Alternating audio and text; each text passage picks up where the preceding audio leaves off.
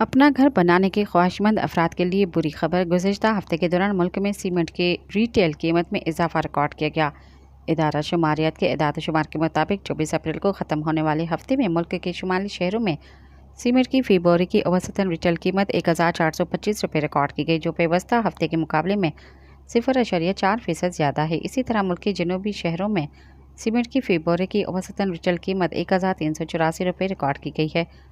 एदाद शुमार के मुताबिक गुज़िश्ता हफ्ते के दौरान इस्लामाबाद में सीमेंट की फ़ी बोरे की औसतन रिटेल कीमत 1387 रुपये, रावलपिंडी में 1379, गुजरांवाला में 1450, सियालकोट में 1440 और लाहौर में 1475, फैसलाबाद में 1435, सरगोधा में 1420, मुल्तान में 1429, बहावलपुर में 1470, पेशावर में 1413 और बन्नू में 1380 रुपये रिकॉर्ड की गई। सब्सक्राइब कयो अवामी न्यूज़ HD के ऐं ताज़ा तरीन ख़बरुनि लाइ ॾिसंदा रहो अवामी न्यूज़ HD।